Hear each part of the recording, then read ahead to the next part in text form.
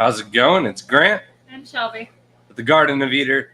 And today we're going to be talking about removing an entire shrimp tank, breaking it down, resetting it back up if that's what you're going to do. This would work for fish, other invertebrates, and stuff like that as well. I'd say timing is right on. We just pulled down an entire shrimp room. It's a bit of a sad story, a roller coaster of emotions for us. I'll talk about that more later, but that's all just fresh. We just did all of that, and we pretty much got it down to an art. That was our third room that we had just broken down. And then on top of that, several of you will be breaking down your tanks at the Florida State Fair tomorrow. So this is just going to be what we've found is the most efficient way to tear down a tank if you got to catch all the inhabitants, or if it's just simply the worst case scenario and you've got to shut it down. So basically that was the scenario that happened this week. And we had to go help a buddy, or this weekend, I should say. And he had to totally shut down 80 colonies of shrimp. And we had to go through there and catch all of it to help him out because he had until the end of the month to get them all out of there. So the sooner the better. The day before, Shelby went through the entire house, tested just about all the aquariums, made sure pH, ammonia, GH, everything was on point. And then we narrowed down the best tanks that we would move all the shrimp into. And some of the tanks needed all the shrimp caught out of those. And we weren't able to take we were able to take our time and we didn't have to rush it. So with that, I was able to just drop a piece of food in like bait and just catch all the shrimp. However, our tanks where we keep our shrimp, I like to keep maybe 2 or 3 males and then like 10 to 15 females. And then, as the babies are growing, I might keep 5 to 10 of the babies from one batch. And then the rest are on the website and we try and sell them off. And a lot of our stock is like just hanging in there. We are home breeders. We don't import or anything like that. So my colonies don't really get to the point where Plamsky's got. Plamsky's a shrimp breeder in South Florida, but he also has a full-time job. He's got family in Bulgaria. He's just got a lot going on, and shrimp isn't his full-time gig like it is for us. So I can constantly be on my phone looking for customers, finding sales, where Plamsky's just got tanks chock block full of shrimp. So taking it the easy way, luring out all the shrimp and catching them one by one, and then just plopping them, dropping them into the tank, like pretty much right next to them is where all the shrimp went. We have like 2 or 3 tanks of all types of shrimp that we have in the house. So we have multiple tanks of the same type. So a lot of our shrimp are stacked on top of one another to make room for Plamsky's. His tanks, some of them, were easy enough to lure out and catch them one by one. But then there was others that were like, how many tanks would you say shrimp were in the first Calcio tank that you had to start catching?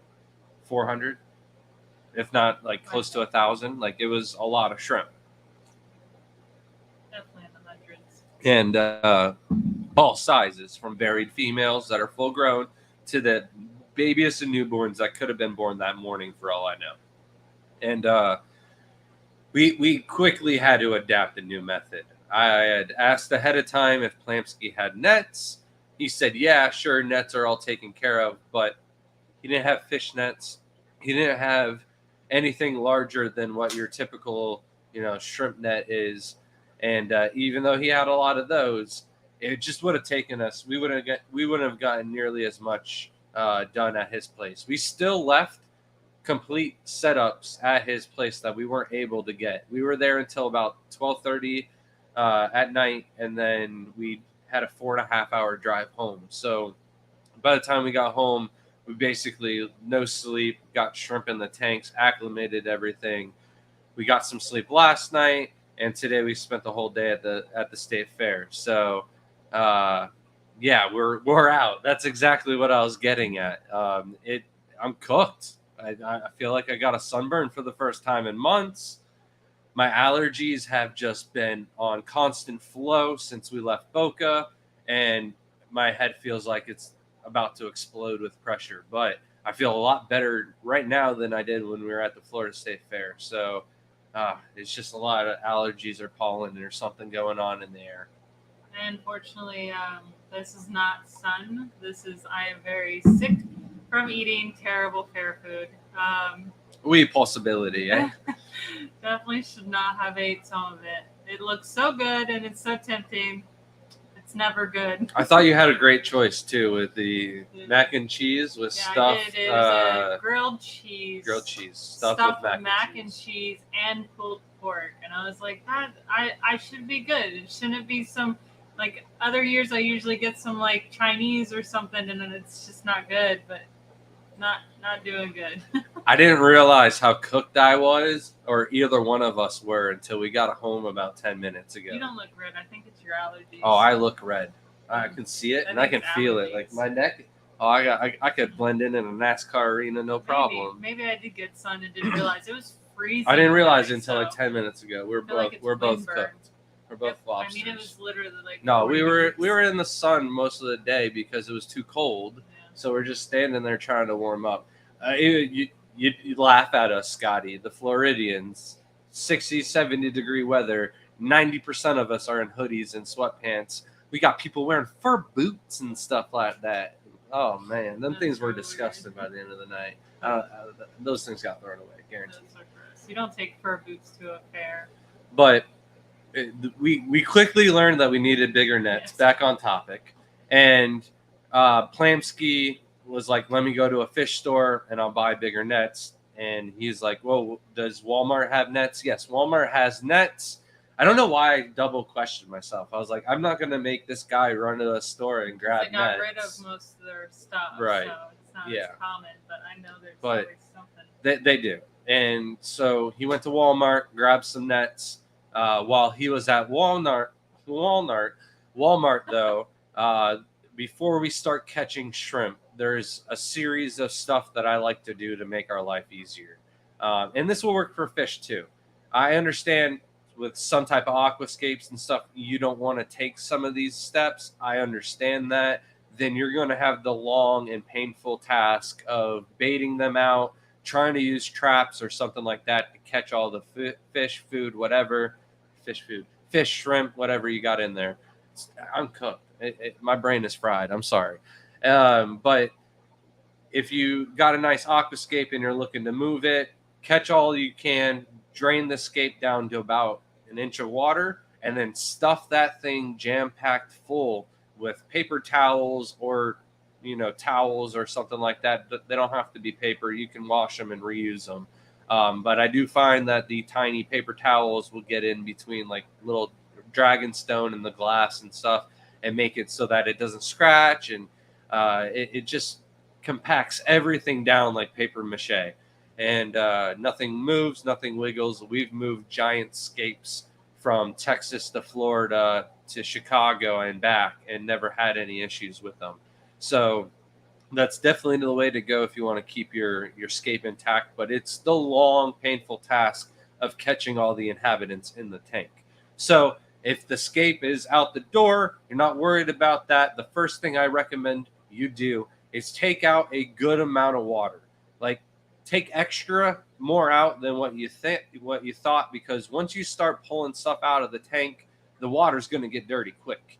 And the filter, even though it's running and everything like that, you're not going to be able to get all of the shrimp out or everything like that and then get extra water later. So even if you drain half the water out of the tank and put that into a separate bucket, pail, cup, or whatever you're going to put the shrimp into, they're going to appreciate that. Because if you start messing with the substrate, we had some of Plamsky's not super pintos, spotted pintos, and they were acting a little iffy in the tank. But once we got them out of the tank and into the clean water that was already bagged and separated, that didn't have all the contaminants from the messed up substrate, the shrimp went into the water just fine, and we didn't have any deaths on the way home from those guys.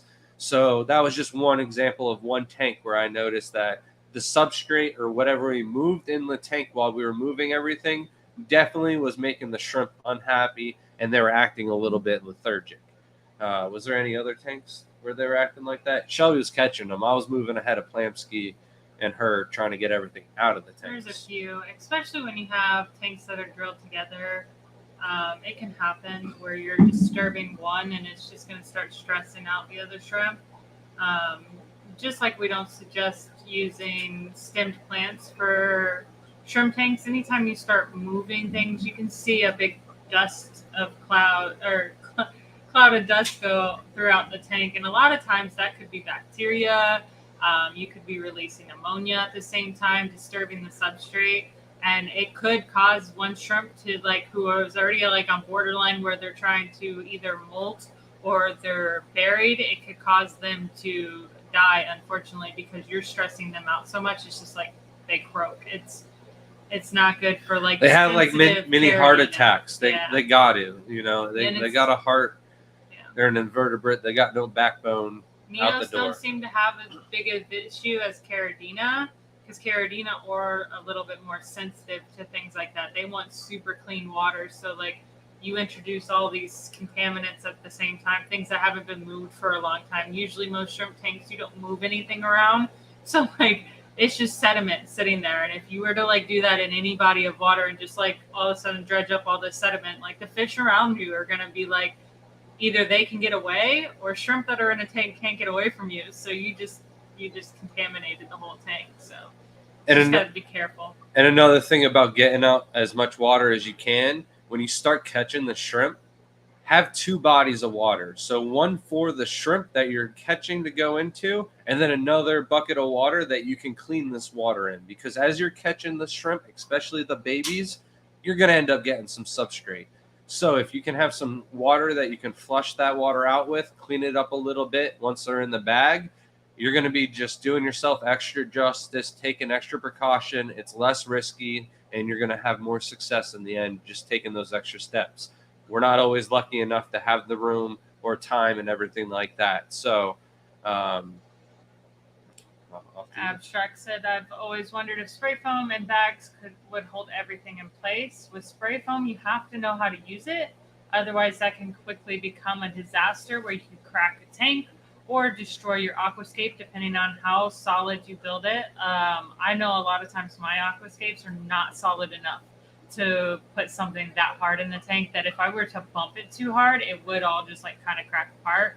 Some people have better aquascapes that are built that maybe if they knew how to use it really well and fill in, but that expands so much you'd have to know exactly.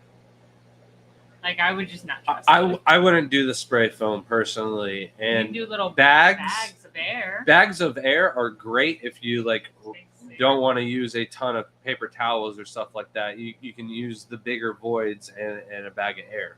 But personally, using paper towels like paper mache and just wedging it in the corners, getting it a little bit damp and then tucking it in, it works like a charm and nothing moves. Not even the substrate. If you can pack it down on top of the substrate too, it stays intact.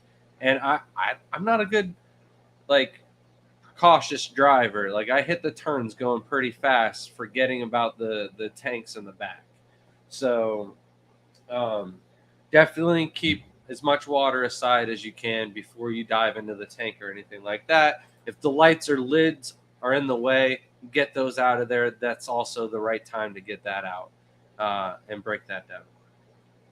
Thank you so much, Craig's Catfish Cave, member for 13 months. Thank we you so didn't much. give him a print either. The next when Nick comes back, I guess we could ship it. Yeah. Shelby says we can ship it. I think we can ship it. All right. I don't think it's it's kind of like doing a postcard. So I think we could figure that one out. You did tell him that Nick has the shirts. I don't know when Nick's going to be home, so yeah. Nick has the shirts, but he's not home yet. So hopefully they make it. If this is your first time watching us during a live stream, I apologize. We are not 100%. Go watch last week, or even better, 3 weeks or 4 weeks ago when Shelby was around and everything's going fine. Last week it was just me and Nick, so you don't get Shelby. That one's fine. Yeah. That one's fine. So the next thing after you remove a good amount of water, you're going to want to get the plants out of the way. For us, a big portion of it is just giant clumps of moss. For Plamsky, it was basically the same thing. The way he had his setups were caves, and then on top of the caves, he had a big old giant clump of moss, and then he also had some ledges down the sides as well. So all of those had to go. I took the plants out first, a little shake and bake to get all the shrimp off of it the best I could. However, we probably didn't get all the shrimp off the plants. So we left a little bit of moisture and water in the bags, so that way once the shrimp went into, or the plants went into a tank, we found a bunch of little baby shrimp and a couple big ones too. So you're never going to be able to get them all out unless you really stay tedious with it. And then even then, we've had some people find some shrimp in some of our cups at Aquashella and some of the shows. Mimic said, did you have any deaths on the transfer? So there was definitely some deaths. There was some on the way home, just because there was so many shrimp in one bag. There was definitely some that could have been split up, but like if you saw the back of our car, I didn't know if we were going to have room. We almost didn't. Like we had maybe room for like 4 or 5 more bags. So some of the bags maybe should have been split up a little bit, but like we left shrimp there. So if we would have started catching those, then yeah, it was just one of those situations where there wasn't a lot of loss, maybe 10% in 2 or 3 of the colonies. But the rest of them are like 1 or 2 here and there. Like it wasn't a lot of shrimp at all that died. If they stay in the bags too long, it could be a problem.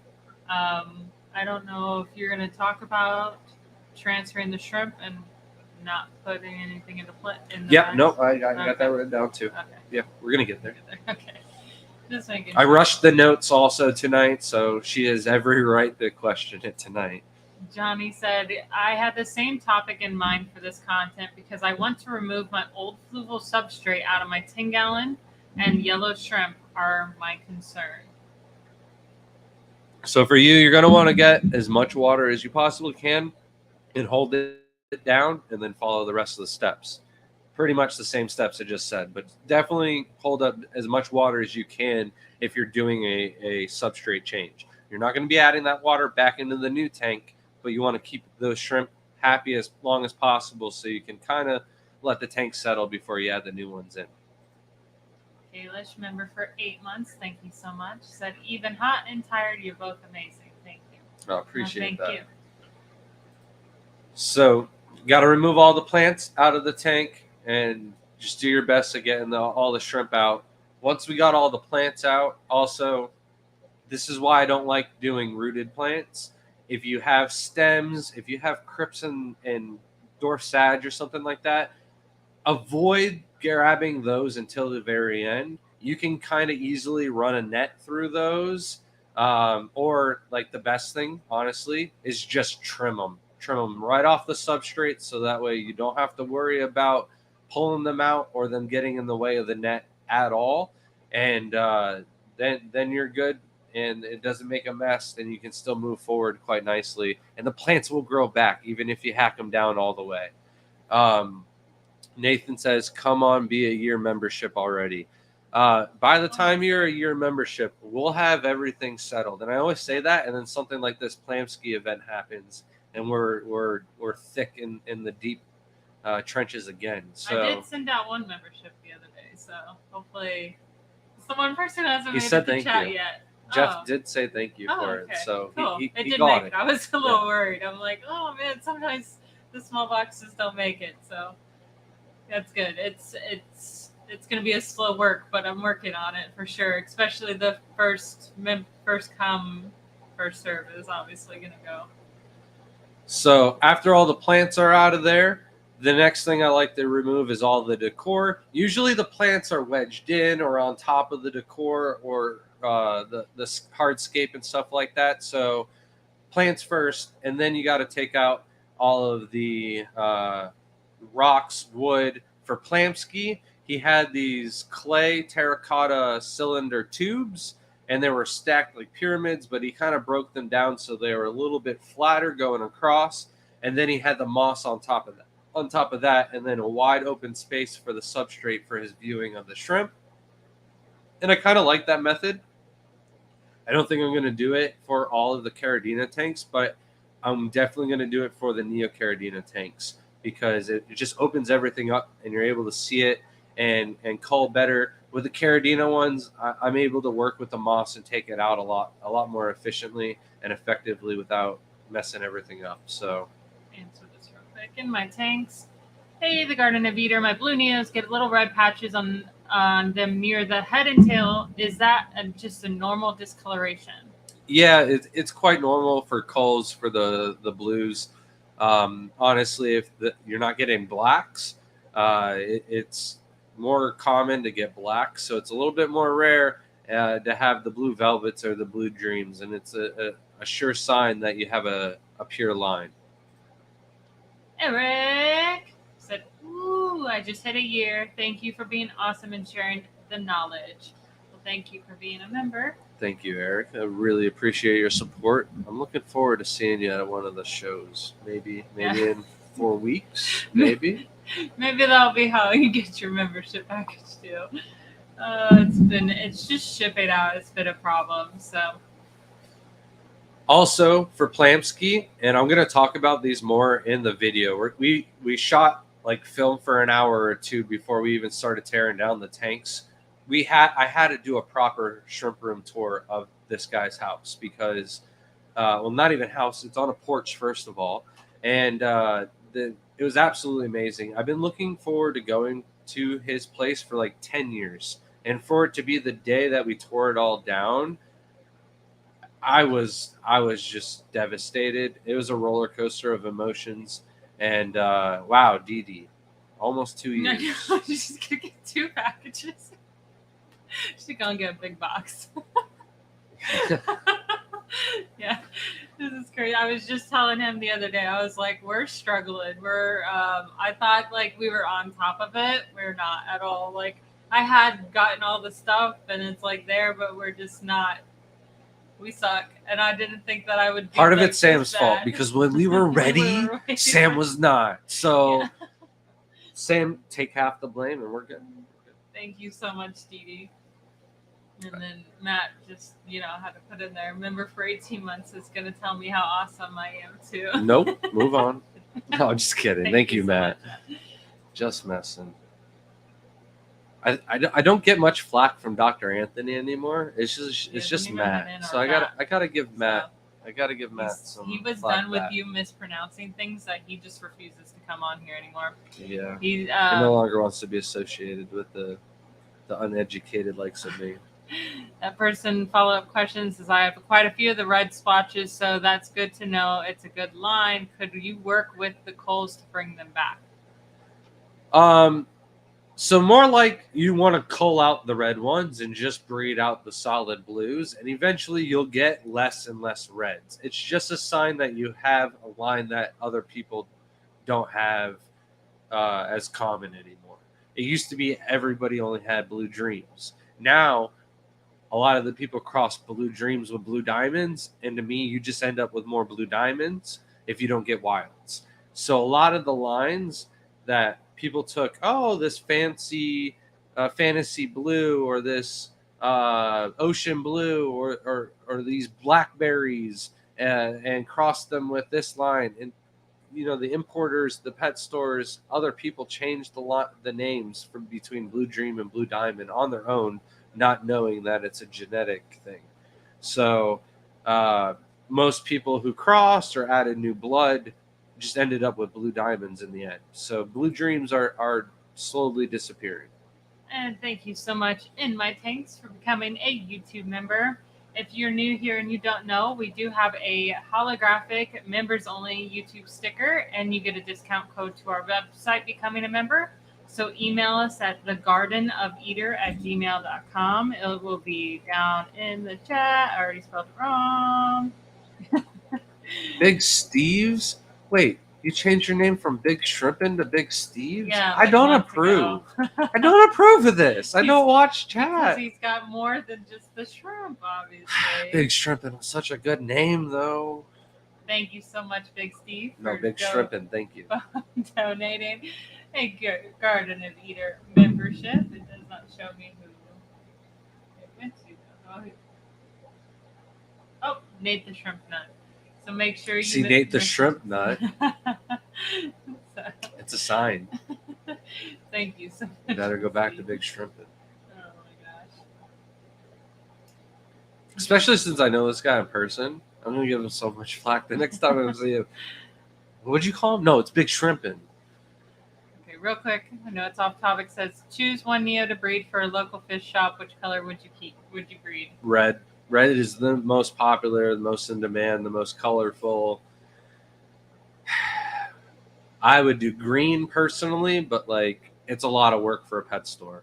It's all about like personalize it. But red, green, blue, and yellow. And yellow, you're not going to go wrong. Those four are always going to sell. It doesn't matter. It's the black rose, the orange, and the snowballs that are iffy, and then the Rillies they sell, but it's a lot of culling and work. Coral Works member for 8 months. Thank you so much. Says, what shrimp are you most excited about from Plamsky's room? The endless amount of Galaxy Pintos or the orange-eyed blue tigers, because that's just like my all-time favorite. For Shelby, it's the orange-eyed red devils. Don't worry, I got you here. I'll speak for you. And then I do have the orange-eyed black devils, which we didn't have yet, and I would like really be interested in crossing them with a couple of things and figuring out if we can get some of the stripes on them. And then he says they produce the lapis, so I would like to get those crazy. Out of them too. Yeah, so that was cool. That's when exciting. I heard that, I was like, what? But like, there are so many Galaxy Pintos in our house right now. It is nuts. I threw Galaxy Pintos in tanks that I never thought there would be Galaxy Pintos in those tanks, but here we are. There's Galaxy Pintos in them. There's coal tanks that became Galaxy tanks with my old coals in them that are on sale now at the Garden of Eden or TGOE. Oh my God, TGOEshrimp.com. We do have a website called thegardenofeater.com coming out soon, but not there yet. Josh said Shelby can't keep all the good orange-eyed red devils. Nope, she can't. I gotta split them. I told him, I was like, you didn't sell those already, did you? He's like, yep. I will tell you this, Josh. Feelings, he knows. I knew that colonies. I knew that they're her favorites and that you were already getting some, so I made sure I caught all of them out of that tank. Like Plamsky turned around and he's like, what are you doing? You catching shrimp behind me? And I'm like, these are her favorites. We got to get them all. And then like I kind of left the cup in the net there. And then like 30, 40 minutes goes by and I'm back in that tank and he's like, are you still catching shrimp? I'm like, there's still more babies in here. We got to get them for Shelby. Like, look at all the hard work she's doing. These are for her. So I had to do her right. All right, back to me. Yeah, we were talking about the rest about are like off topic. So remove the scape decor for Plamsky. Like I was talking about, it's those clay tubes. He also had these substrate towers, which he made out of stainless steel mesh and then 3D printed caps on them. And then, of course, filled them up with substrate. And that's how he replaced his brand new substrates and he cycled them. I'm going to talk about that way more in the video that we're going to be doing on his house. But like, that was something that had to come out of the tanks. So now we have the plants, the substrate out, and a good amount of clean water. It is time to remove the filters, or should we just keep them running? Now, a lot of times, if you have a hang on the back and it's out of the way, I would keep that going. Canister filters, something like that, that's off to the side. Maybe even one of the hang on the back sponges, if you can stick it up in the right-hand corner, and get it out of the way. But for Plamsky, he had the Aqueon or Aquaneat or Aquatop. Can't remember what kind of brand they were, but they were the block sponge cylinders, but still the block on the weights and sat on the floor. And they were just in the way. All of the shrimp were either on the sponges, underneath them, or behind them until we used food to get them out. But took the sponges out, and then basically we just had a square surface where we were able to go and like I mentioned, Plamsky went to Walmart, grabbed bigger fish nets, and they were able to run across the substrate and catch a lot more shrimp that way. So uh, just be gentle with the bigger fish nets because they do have a little bit wider mesh, and the shrimp legs can get ripped off or stuck inside of the nets. So you just really got to be a little finesse and just coast them into the water.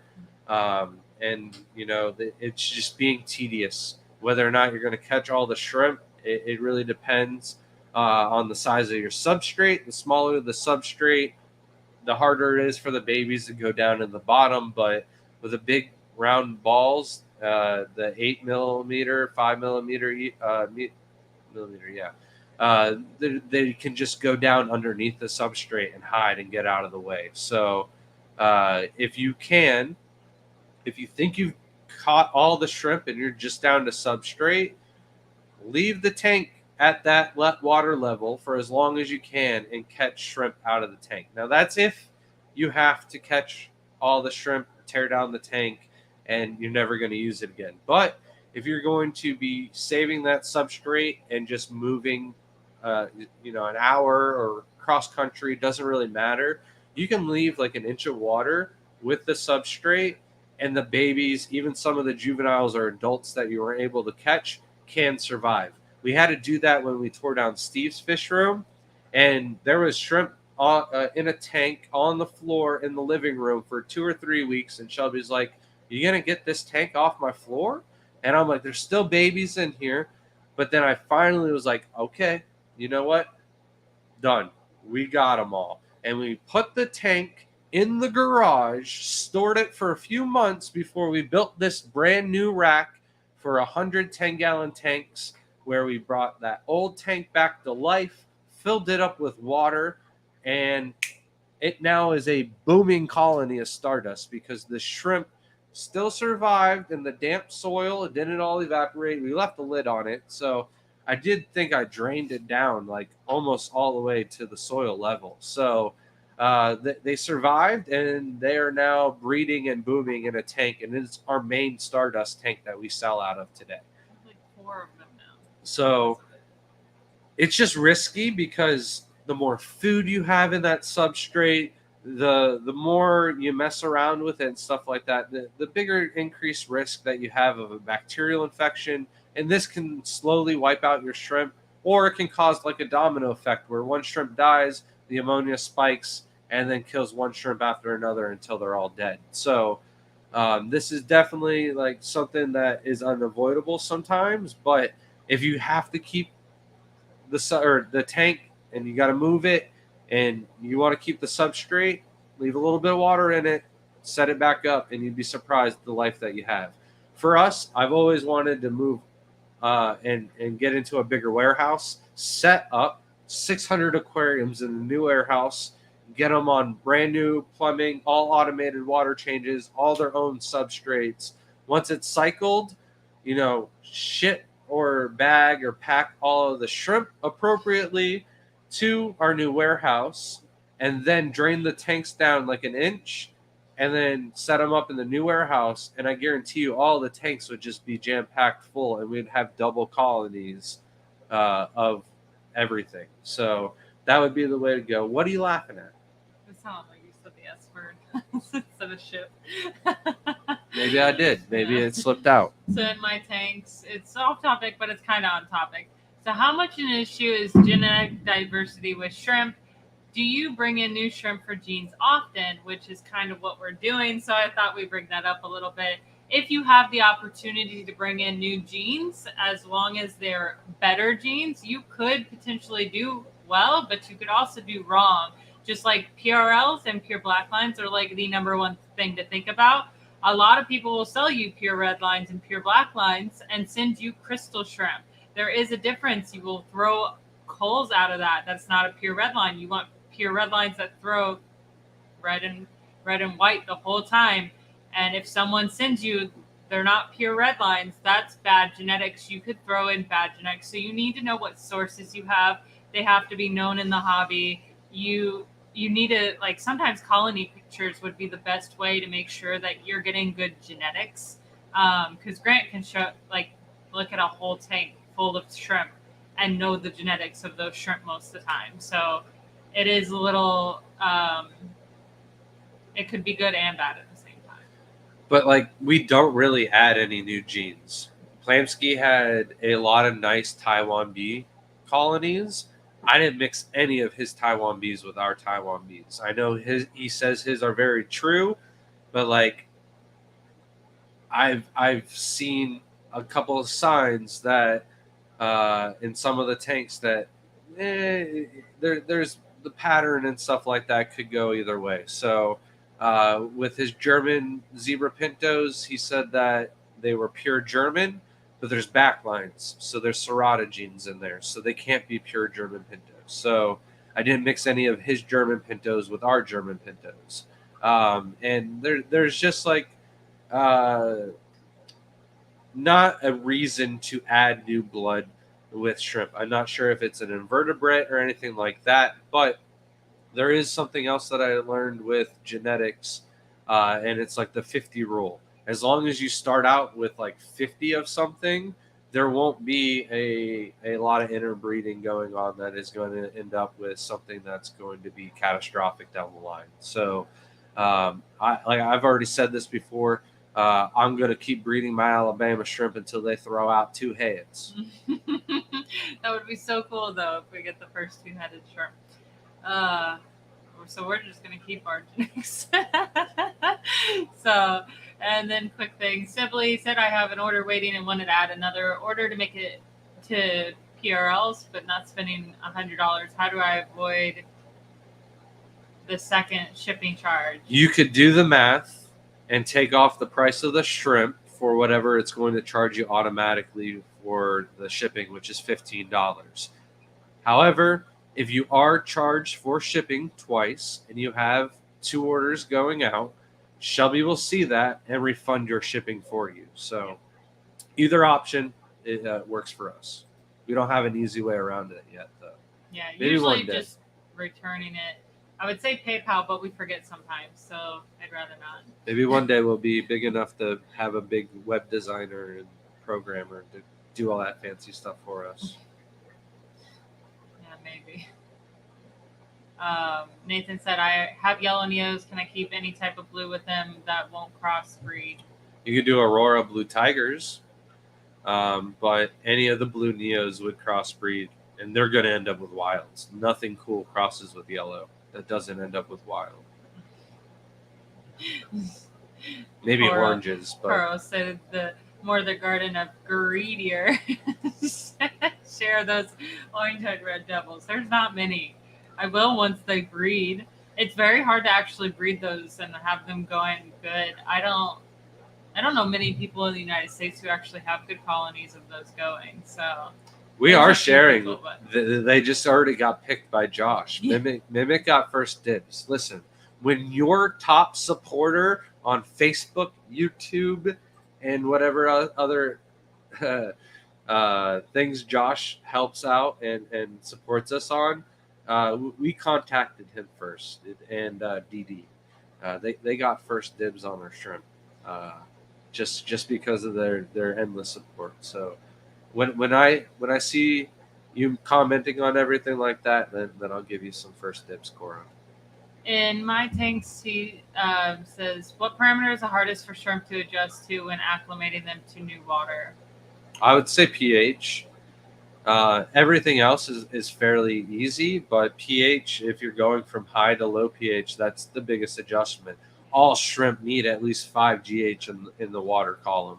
And I've found that, especially after Plamskys this weekend, more minerals the better. And I'm convinced that like a lot of the importers and stuff like that, the reason why their TDS is so low is because they're like putting in a little bit of RO water to clean up the water before they ship them out. And I don't think their tanks are kept in that TDS and conductivity. And is there any orange eyes on the site already? Which orange eyes do we have? We will have orange-eyed black devils, orange-eyed blue tigers, and I think we're about like 2 weeks away from orange-eyed yellow King Kongs being back available. I need to double check on that, though.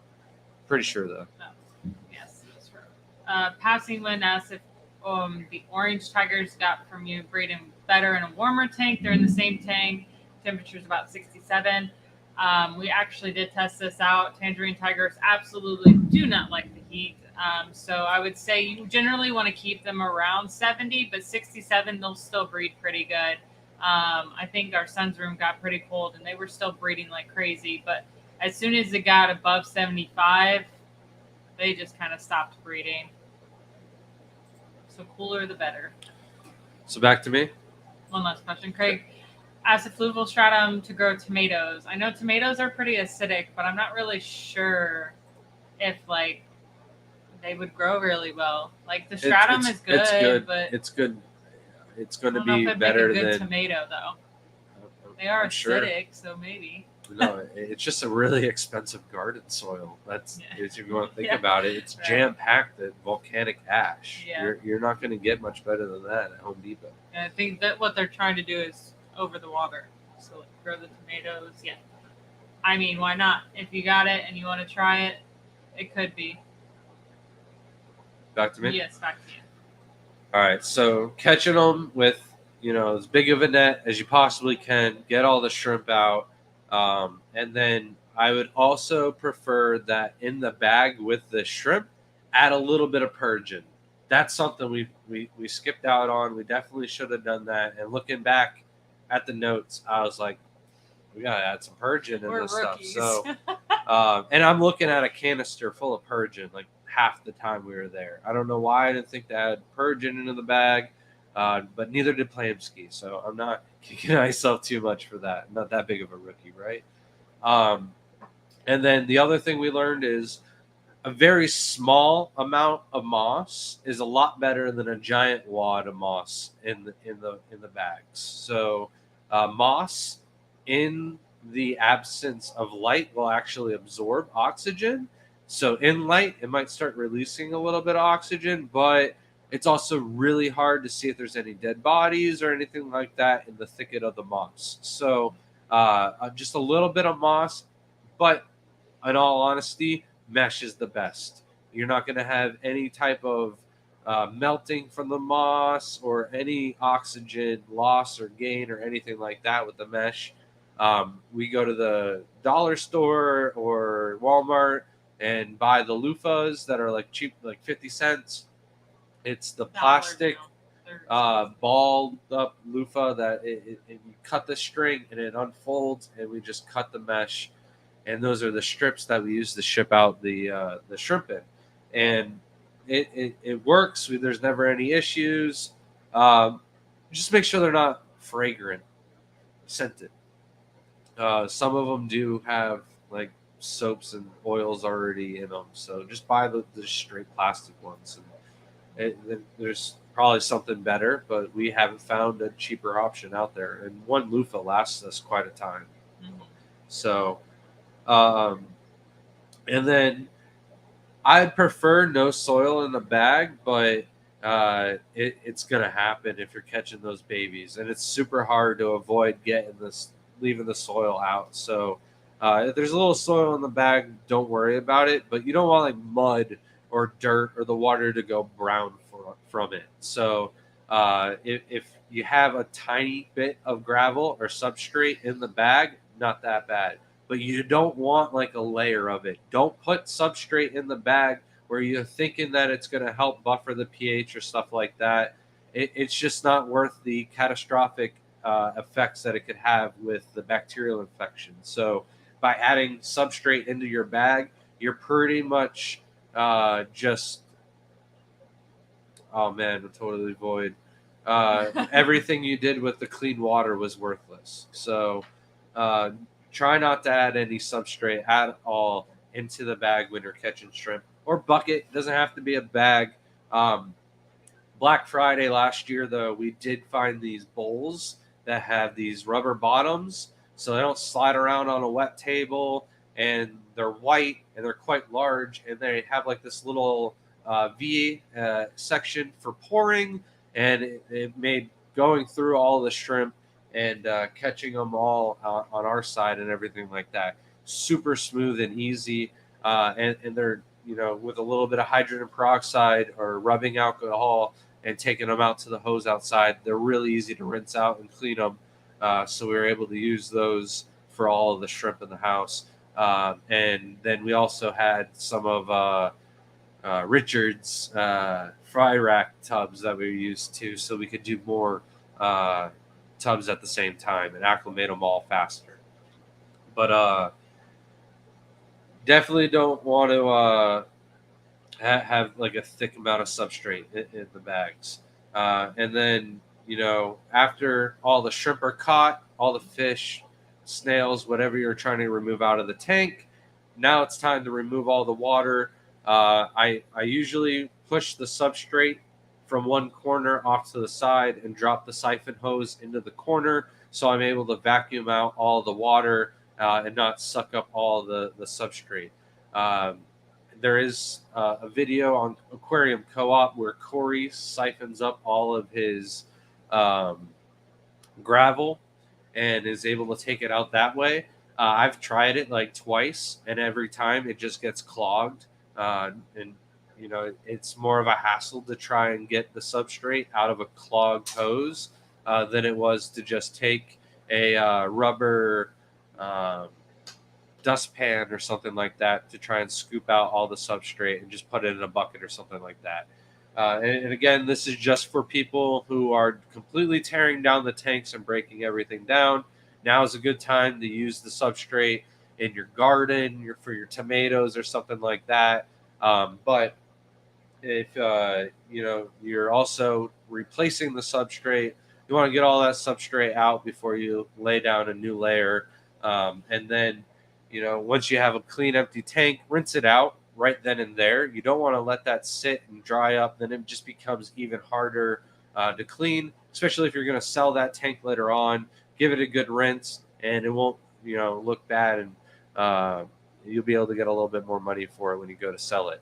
And then after the substrate's gone, if you are keeping the tank, adding new substrate in, and then you're kind of following the steps in reverse, except of course you're going to want to add the water in the very end. But I do, when I add new substrate into the tanks, make sure it's nice and moist, so that way it doesn't dry out and crumble and turn to mud and stuff like that. So you want to go through, place the substrate in, and then add the decor, replant all your plants, and slowly fill up the tank so that it doesn't mess up the substrate.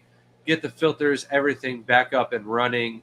And then honestly, I would let the tank run for like overnight or a day or so. If you properly packed all the shrimp in a bag and left them to a side, they should be good in the bag for 2 or 3 days while you ship them off. So there's no rush for you to have to get these shrimp back into the tank. So if you can let the whole tank settle and run overnight or a whole day, and the shrimp don't look like they're acting lethargic, if there's any dead shrimp in the bag, of course, get them acclimated back in the tank ASAP. But if you can't avoid it, let the tank run for a little bit, let it clear up and settle, and then add the shrimp in, and then they'll be a little bit less stressed out from the move and stuff like that. I also talked about this earlier. Don't add in the old tank water. It's just dirty water. Whenever you set up a new tank, the cleaner the water, the better. You just want to make sure that your parameters match up, and your TDS or GH or something like that isn't a huge difference from one tank to the other, and you'll be fine. Yeah. I know a lot of people do that to get their tank cycling, but like I would recommend doing something else like Factor AE. I wouldn't put dirty, because you don't know what you're bringing over from the other tank. So I would start with something that's meant to go into a tank to start colonizing bacteria, instead of using something from another tank. Like fish, it's okay. Sometimes that can go really bad too, because you don't know if that person had ick or in their tank or other things. I know it's easier to treat it than it used to be, but not something you want to really deal with. Bugsy said, I have a 50 tall planter tank with thousands of cherries. It is very difficult to cull and or catch them. Would you break this tank down or leave it breeding the way it is? With red cherries and a 50-gallon, if you're worried about quality and you want better red cherry shrimp, I would tear down the tank and do something a little bit smaller with maybe less plants. But like if you like the look of a planted tank in the 50-gallon and you like cherries, maybe cull out the nice ones, leave the ugly ones behind, and add some fish or something else that you would like for that tank, and then put the nice red cherries into something easier to selective breed and get those going a little bit easier. Yeah, it's probably always going to be difficult to cull that tank. It doesn't mean that it's bad. Um, you could still have tons. People still like culls of red cherries and things like that, or you can feed them to other fish. So it's not necessarily a bad thing, but yes, we know how difficult it can be to do that. Frog said, "I feel my blue diamonds have some clear on them. They kind of look like blue lilies. Should they be culled to be true blue diamonds?" They should definitely be culled if you don't want more of them. They are going to be a carbon really, and you can keep them in your tank if you like the look of them. But if you don't, definitely get them out of there, because if they breed with one of your other blue diamonds, a good amount of the babies are going to have that really variation. And since they're not both reallys, you're going to have a broken pattern. You're going to get a lot of culls. So um, you either want to separate the reallys, breed them by their own, or just like the fact that they're an oddball in your tank and there's something different. And they'll still be blue diamonds, though. And then Frank said, "How did you acclimate all those shrimp to your water parameters?" So let me leave Frank's thing up right now. But there's only one thing on my notes that I wanted to briefly touch about, and then I'll kind of go deep into Plamsky's setups and stuff like that. So we have a product. It's one of our newer products that's on the website. It's called Shrimp Fit. It's got beta-glucan in it, and this is to help the immune system of the shrimp, especially when you add new shrimp into the new tank. So the stress of shipping, moving them out, and stuff like that can impact the immune system. So a little bit of beta-glucan via the Shrimp Fit is what we added into the tanks. We had tested the Shrimp Fit when we moved other shrimp with a little bit plop and drop methods in our house and didn't have any issues, and probably had more success because of it. And when we moved all of the tanks from Plamsky's house, we pretty much got the shrimps in the tanks from the shrimps that were having issues, popped a little bit of Shrimp Fit into the tank, and really didn't have as much deaths as I thought. But on top of the Shrimp Fit, we also added in a tiny bit more minerals, like 10 to 15 GH more per tank. So instead of 150 TDS, all of his tanks were sticking at 160. His Tigers, Calcios, and Super Crystals, those were all kept at 220 TDS. So we raised those up to about 230, and very, very happy with the results on all the shrimp. And it was really easy for us to acclimate to our water parameters because Plamsky keeps them in very similar conditions as we do. All of his tanks were roughly 150 TDS, same as ours. And you know, the whole fish and shrimp thing and keeping them in parallel and stuff like that, when we've been collecting and bringing in a lot of the fish, a lot of them do better when we add salts to the tank. So it makes a little sense that when you get new shrimp, maybe start them off with a little bit higher TDS. It's shrimp salt. It's all it is. And I think it helped because there is a big difference, though, between Plamsky and Daryl and Steven when we bought their rooms. Plamsky was in his prime. He was 14 years into the hobby and never thought that he was going to get out. He is living the nightmare that I was so stressed out about. Like, you go a couple weeks back in the live streams, and I just wasn't getting sleep. I was stressed out because I didn't know if we were going to have to move everything. And this is my livelihood. Plamsky has another job. They own a cleaning business. And that's a full-time, endeavor all on its own. And he doesn't have the option to go into a different facility away from his home where it's going to take more time away from his family, more time to drive back and forth, and to set up everything and the cost, and it just wasn't a viable option for him. And for us, it was our only other option if we had to. So Plamsky really was living our nightmare, but at the same time, his shrimp tanks were immaculate. Like this was the highest tech shrimp room I had ever seen. Um, I'm not saying I would take his setup over ours. There's definitely the It's too much work. benefit.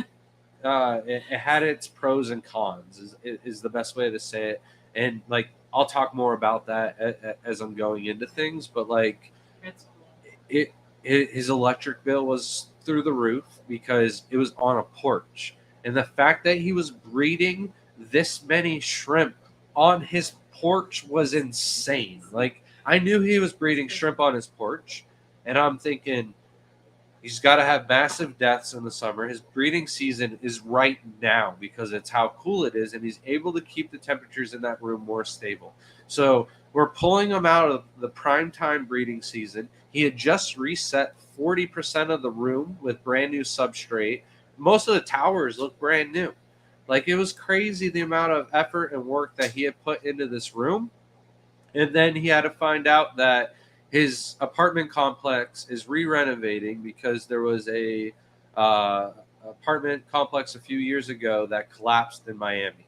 So because of that, regulations and legislation has now caught up. And well, Plampsey's got to take out everything so they can go through and maybe test to make sure it's still structurally secure, or uh, add structural support to help boost it up. But he had till the end of the month to get all of the tanks out of there, and it's not a lot of time. So we offered to drive down there on Saturday.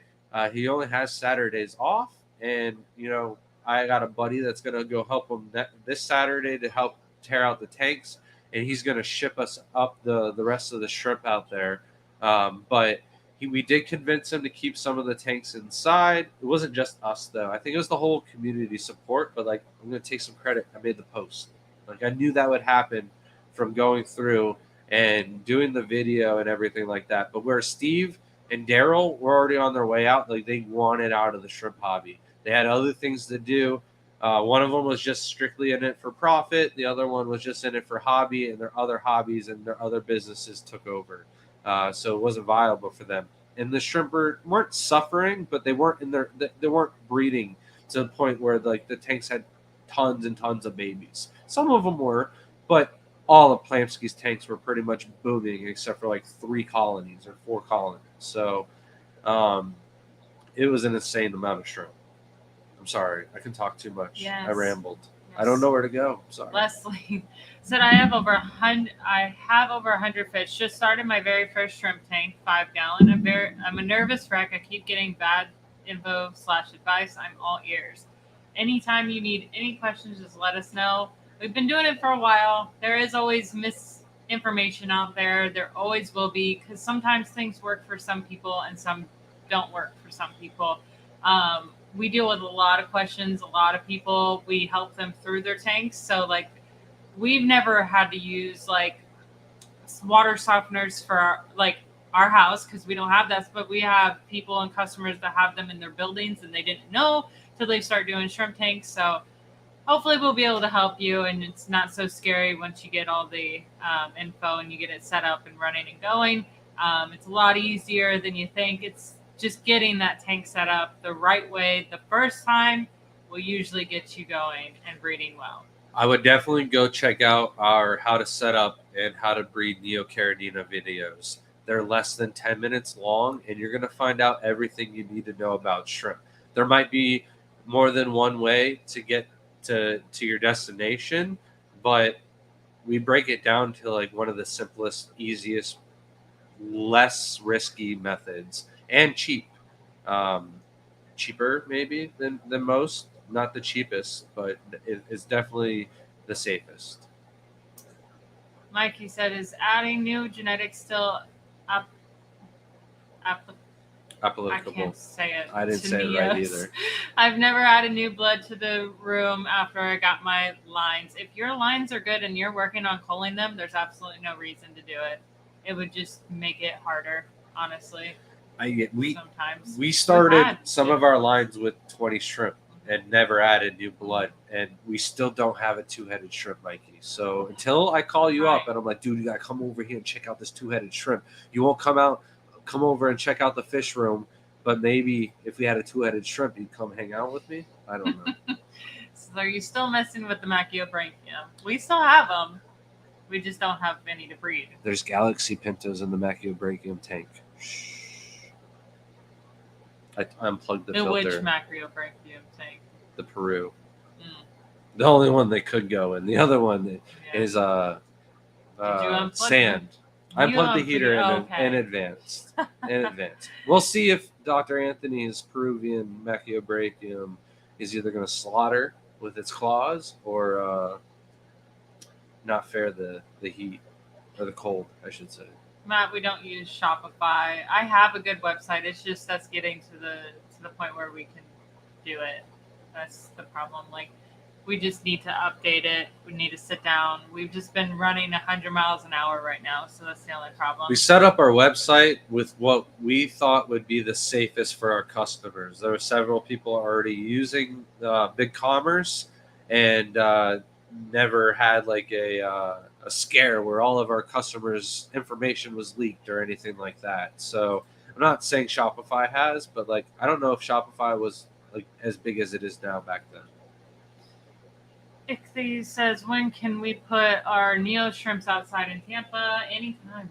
Yeah. I would wait till we're north up, of Tampa. Honestly, but if you want to wait until it's absolutely warm, the end of March. I would say 70 degrees, honestly. Whatever temperature you're keeping them inside, match that to move them outside so that it's a gradual increase in temperature and no problems. It's not that you couldn't put them outside now. You're just not going to see much benefit of them being outside until like the end of March. I'm just getting started. What is the best substrate for them? For Neocaridina, doesn't matter. But if you're trying to do Caridina, you want to do Brightwell is what we recommend, most bang for your buck, and it's honestly the most solid option. All of Plamsky's like higher end shrimp, they went on Brightwell tanks, and we made sure of it.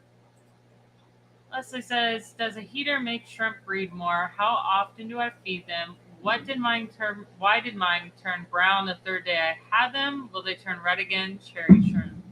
So the heater will make shrimp breed more, but then they will also have a shorter lifespan. So you won't get as many shrimp out of them. So the best is to keep them at like a 70 to 75, like house temperature usually. It also helps keep the fungal or bacterial infections away if you keep it colder. If you keep it above 75, they're more prone to it. Yeah. And how often should I feed them? Depends on how many of them you have. Usually we start off with I wish I had the food. So we usually use pellets from Shrimp Envy, and then we break those down in just about a half or a quarter of it, and I'll throw it into a tank and watch them the first day to see how much they eat. If I know that they devoured it and it's gone so fast, I'll usually add the other half, and next time I feed, I'll give them a whole piece. But we feed almost every other day for breeding. When it's super cold or slower, you kind of just feed them like every few days. They usually eat biofilm in the tank, so you don't have to feed them as much as you think. Less feeding is better, because if you overfeed, you could cause issues in your tank, as in algae, phosphates, ammonia, things like that. So I've seen a lot of people have issues with that. Why'd they turn brown, Shelby? I don't think they do. You don't I don't know. No. I would ask you what's the substrate color, because if you put them on like a tan or something like that, they might be trying to match the substrate, and they might have just lost the red coloration. If you have them on white sand. If you put them on black substrate, they can turn red again. Yeah. I've never seen them turn brown. Maybe it's just like they look brown, because like I guess some of my clearer shrimps, my cherries that I bring inside, I put them on white substrate to cool them sometimes, or they're in my cold tank. And they can you not do that? I'm gonna get to that. No. I saw Zach, and then I was like just wondering about the banana I have leaves, no and idea it what I says was thanks for the talking banana now. leaves. Yeah. I didn't even know if I'm sorry. I didn't even know if it was a question or not. All I saw was Zach, and then thanks for the banana leaves. There's a question. I already read it earlier. So sorry if I didn't like continue talking. We answered Okay. Leslie's question. We need Zach to know said, if "Hey guys, our I'm substrate planning is on black or breeding not." neos in Atlanta area. I plan on getting some IBC toads, but do not know whether to get the ones with the cage or not. What would you recommend? Thanks for the banana leaves." Definitely get the cages. The cages help prevent them from bowing, and then also it prevents them from like dry rotting when they flex as much. So get the cages. The banana leaves were ridiculous. He just brought them in, and then like we're drying them on my counter, and then I had to fold them up so like crazy. That was so hard to get in that package, and then wrap it in newspaper. It was so funny. The Australians were here too, and they were probably looking at me like I'm crazy. Like, what is she packing in this box right now? Gigantic banana leaves. Johnny said, "What parameters do you need to know when to? What water parameters do you need to know when to change water for neocardinas? When do you need to do a water change?" I wouldn't worry about the parameters. I would just do the water changes because even talking with Plamsky and like other breeders from around the world, there's something in the water that affects shrimp that we don't test for. Like it isn't a part of the human consumption or something like that. And doing the water changes definitely takes this out. And the cleaner water will help with the baby survival rate. It will help with everything. You don't want to not do water changes, and then all of a sudden, when you do water changes, all your shrimp die, and you're like, "Why did that happen?" It's because your fluctuation was way too much. So get the shrimp in the right tank with the right parameters, and start a schedule. If you're doing water changes every week, do 10 to 30%. If you're doing them every other week, do 20 to 40%. Everyone was making fun of you because you said purgin. Purgin. That's what it sounds like, Gus. Sibley said, "If I was sold a bad line of tangerine tigers, ordered some from TGOE now, should I keep them in their own tank or just throw them in a cold tank? I'm okay with either option." Depends on the cold tank and whether you want to breed them with them, because like you could have some cool stuff coming out of those if you want to cross them with something, and you never know. That could be some fun. The tangerine tiger genes. They're just going to breed more ugly tangerine tiger genes. So that's true. If anything, I would just designate a cold tank and just throw them in there and try and get rid of everything and not worry about what breeds in the cold tank. Thank you so much, Leslie Perry said for the $10 super chat. Stuttering all over the place tonight. So thank you for the info. I'm getting so many conflicting answers. I have black gravel and thinking maybe they molted. My first time keeping shrimp. Maybe a picture would help us better on why. If they might have just been a lower grade cherry, but like they shouldn't be brown. Like at any time. Yeah, a picture would help. It could be rusty. It could be just like the canicos. But they're not red at all. So yeah, but it could also have been like sold to you as a red neo, and it might have been a chocolate, and it was just stressed out and showing red at the store. That could happen too. Yeah, some black rose coals. Thank you so much for the $10 super chat. And then there's 5. Oh, thank you so much, Jeff Son. I gotta go get that. Gifted 5 Garden of Eden memberships. So welcome, James, QJF, Bluefish, and Aquatic Moose, and Abstract. That light was so bright in my face for a second. Thank you so much. If you heard your name, you got a gifted membership. Make sure to email us. Where are you going? What do you mean where am I going? The man himself just made an appearance and get more gifts. Yeah. Oh, it's so cold.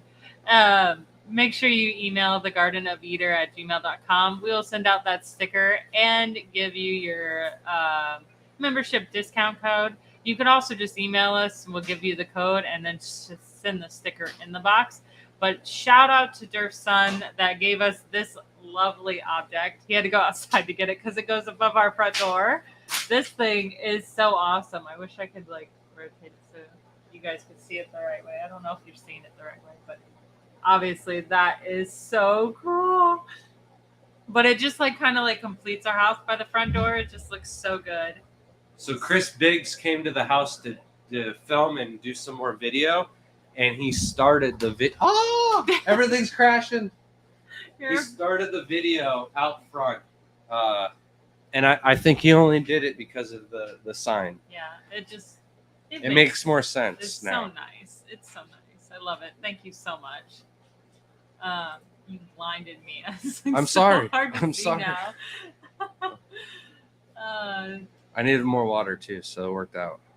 Thank you, Durf. Thank you again. Apparently, our shrimp fit is out on the website. Are we out of it? Is it out? I don't know. You're the one who looked in the box last. I knew Bacter AE was out, so maybe somebody just placed an order and now it's sold out. But Sibley said, "Would a shop vac work for removing substrate?" It could. Yes, I've definitely used shop vacs, but that's usually after I spill it on the floor. Dee said, "Do you have any experience using NA shrimp GH plus remineralizer?" I know I haven't. Have you used that's Nolan? Can't pronounce the name. The fertilizer we were going to get. He makes a GH plus minerals. So I believe I tested this for him, but I can't remember because I know for a fact we did the Neocaridina ones, but I don't know if I did the Caridina one. So I would have to double check, but I love Colin. I do. He makes some great product. But at the end of the day, there isn't anything that is better bang for your buck than the salty shrimp. So I recommend that. And I don't know, maybe one day I'll definitely try it out. But we'll probably carry his Thrive fertilizer for the shrimp since we did help him develop that, and it worked great. Mm-hmm. Yeah, we've never had issues. Coro said you prefer loofah to dish scrubbies. Yes, loofah's much cheaper option to the. I'm assuming you're talking about the little filter pads that you can throw in the bags. I've never liked those. Never. I think this is like an off-topic question. No. Yes, we wash our dishes with loofahs. You know? Ashley said, "Speaking of temperatures, have y'all noticed the green emeralds like it cooler or warmer to thrive?" In between, to me, I think they do. Obviously, they breed faster in warmer water, but their lifespan is shortened. So, like we've said before, is that you won't get as much clutches out of them, and it's just not worth it. So I would just keep them in the mid-range if you can, like 70s to 75. So like around 73 is like the ideal perfect temperature, I would say, for any shrimp. Obviously in the 72. summer times, ours get up into the higher 76 and they seem to breed a little bit faster. But yeah, we could be breeding them too fast and their lifespans are just shorter. So it's not something we would ever do, is try to do that inside. Of course, sleepy shell. Already answered that one. And then Jimmy P said, "Simple question for you two. Why shrimp?" You want to answer it first? No. It says for you too. If I answer it, it's going to just be probably the same answer. Yeah. So we started off with chameleons, and then while we were trying to surf Craigslist, it didn't matter what we typed in for pets on Craigslist. This ad for breed, red cherry shrimp, and make a living side hustle, it was always there.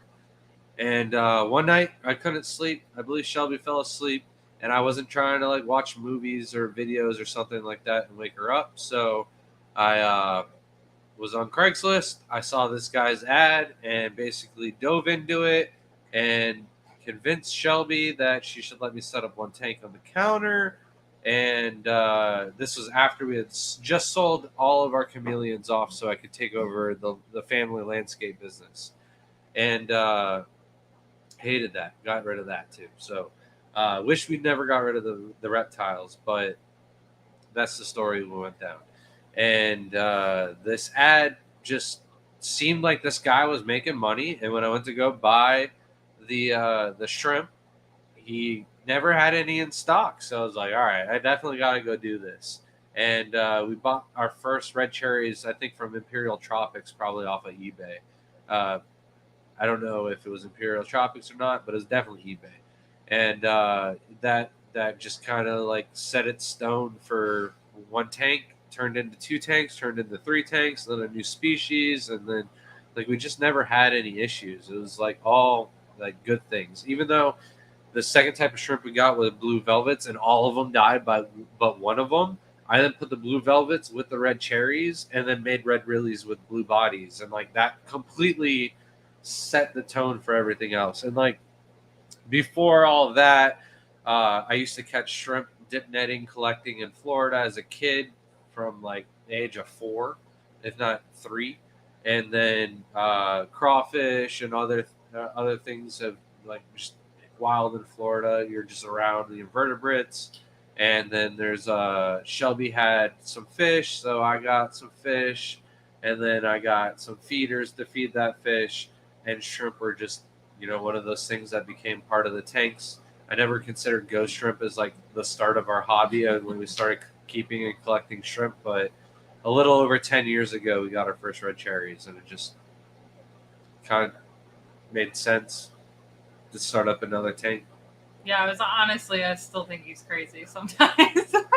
I literally have always liked fish. Oscars were like one of my favorite first time fish that I had, besides like tetras and stuff. But I legit did ask him, like, he's breeding shrimp for my fish, right? I was like, that is so sweet of you. Like, they're gonna have the best diet ever. This is gonna be so great. And then he was like, no, no, no, no, these are gonna be pets. I'm like, you're crazy. Like, I will feed your shrimp to my fish. And like, I was dead set. He gets the tank. And then I was like, oh, these are so cute. It's like they have their own little thing going on. Like, it's a full family over here and they're just eating. And I'm like, literally talking at the tank and like just describing their whole, like, this one just went to work today. He's going to go over here and pick the fields of moss. And I just remember like how exciting it was. And then I thought he was crazy when he wanted another color, though. I was like, no, like, this is, no, you can't mix these two. You can't put them in the same tank. You're going to take up a whole nother tank for shrimp. And it continued like that. I was like, okay, when are we going to get fish again? But we had fish in the pond and it was okay. But shrimp are pretty cool because they do have personalities. Each type has a different personality. It's fun to see the way they eat, the way they like socialize, and things like and breed, and the genetics that come out of them. So they are pretty interesting. Of course, I always have my love for fish. That's why I keep bringing them in the house. But I was able to kick some out this week, though. It was a good feeling. Yeah, we got shrimp in this tank now. Yeah. Get out of the way. I'm trying to. This tank now has shrimp. You see the shrimp? There's shrimp there instead of this derpy little fish swimming around. Hey, that one wasn't that bad. The other ones were great. They went to the auction. I definitely enjoy the shrimp a little bit more than I enjoy the fish because they do get it's a little bit more work. Shrimp are so easy. So I would say I only do the fish because I like this certain species. I'm big into the cares species and being able to breed those. But if overall I would choose, I think I would choose shrimp again if I had to just have like one tank in my house because it's something you can, kind of forget about and not have to worry about and just do like a small water change. And it's not going to be like so dramatic where fish, they're a little needy, but shrimp are definitely worth it.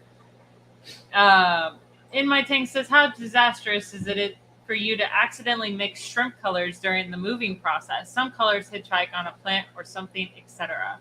For Neos, it is very disastrous. You're gonna get wilds, and you're gonna have to cull a lot. If you catch it right away, it shouldn't be a problem. But if you don't, and you let that one ugly man in that tank, it could be a problem. And then for Caridina, it's not really a problem, depending on which ones accidentally hitchhiked. Sometimes it's cool to see the genetics.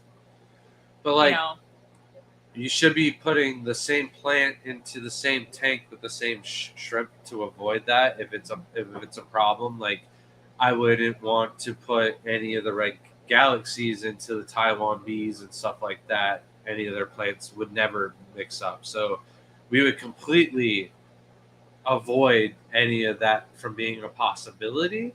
Um, so yeah, it's definitely could ruin like an entire colony, but there are possibilities of you catching it. Like if a tangerine tiger ended up in an orange-eyed blue tiger tank, even if they bred the first generation, they're all going to have normal eyes. So you've got time to solve that problem. But if Bloody Marys get into your red cherries, you might as well just have mutts. And I'm not sure if you call them Bloody Marys or red cherries after that. It's still a discussion. You're gonna have to put that on the next video. Sterling Aquashop said, "Is it worth keeping all the old soil for like a tiger tank?" Absolutely. Yeah, Absolutely. we have never reset an entire aquarium in the house. Like we broke down a tank because it cracked, and instead of just reusing the substrate, we started it with brand new substrate.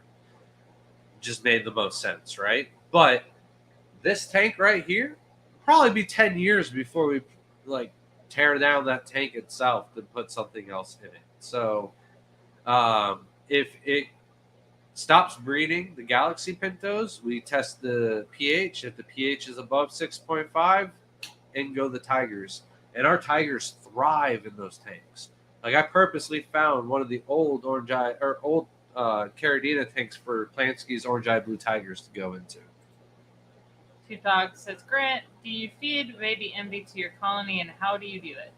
We don't feed any of the powders. I know I talked about the shrimp fit. The shrimp fit is breaking rules for me. Like I'm okay with it because it's got the beta-glucan. But like Plamsky talked about how his shrimp food has beta-glucan in it. So if I can find like a shrimp food, I might even try Plamsky's shrimp foods again because now that I've viewed Plamsky's shrimp room, like it makes sense. Like he's got these big square pieces of food. They're super hard. It's just super dense, compact food. And my shrimp never eat it in a day because we have 30 shrimp in the tank compared to his 400 shrimp in the tank. So his food has beta-glucan in it. I'm not sure if one of the Bloomfields is in chat and if their shrimp food has beta-glucan in it. But if it doesn't, we might be coming out with a shrimp envy food that has beta-glucan and garlic in it. No, it'd be a little two-punch. If you already used the baby envy, very, very small amounts. Just see how the tank's doing. Most of the time when the shrimp are buried up and they're having babies, that's because they're doing well in the tank. Most of the time that means that there's plenty of source of food, that the females feel comfortable enough to breed. So most likely those babies are already getting nooks and crannies. Say you're adding buried pregnant shrimp to a new tank, I would say to add either like Bacter AE, like the tiniest amount, to give it some bacteria colonization to help with that. But yet, like we said, powders can go really wrong. Like I know I feed my fish food so fast into a tank and cause so many issues sometimes. Like I have algae out some of the tanks because I overfeed. So you could have, it's the pros and cons don't weigh each other out. So thank you so much, Vibes Aquatics, for the $1.99 super sticker, and then the 99 super sticker, and another 99 super sticker. He's so over confused. Here spamming us. I was so confused for a second because like you had the $1.99 pulled up, and all I see is the $2.99. So I'm like, where did the dollar come from? $1.99 super one? Chat says, Grant and Shelby, love y'all. Thank you so much, Vibes. Can't wait to see you again this year. It's coming up in May. I think it's the first time we'll get Yeah, to but see you. he's the type of guy that might show up at Aquafest. I believe he was with us at dinner. I don't know. It just feels like vibes at all. I'm so bad with remembering anything. But I lost my spot, so give me 1 second to find it. All right, well, I got you. So now I'm going to talk about what... Oh, okay, let's talk about this. When was this when you picked up Plansky's tank? Oh, so Saturday. So it is what everybody still wants to talk about. So here's the shrimp that we got from Plansky's house. It's a complete list. And if you are interested in these shrimp, you can reach out to us via email. So why are they going to watch the video if you're going to tell them everything that we got? Because of the setup. I told them it's a high-tech, beautiful, one of the nicest shrimp. Like I said, I wouldn't take his over ours, but like if I had to put everything on a porch, I would take his. I can't believe how much was in, like, to see the fully stocked tanks in one little room. It literally was like a dream of a shrimp we're talking to. And we literally found out about it on Thursday, made the plan Friday, and executed it Saturday. So it was really fast. It was really rushed. I'm still like drained from the fair, from the move, from acclimations, from the Australians that were here filming last week. Then Chris Biggs came in right after they left. I had to clean the house for Chris Biggs. Like that never happens. That was a task. But anyways, all of our shrimp are like stacked up on top of each other, and then some of his shrimp are stacked up on top of those. But like all of his shrimp are in like 20, 30-gallon tanks, and now they're in 10-gallon tanks. So I would like to thin out his shrimp as fast as possible, and you guys are getting first dibs.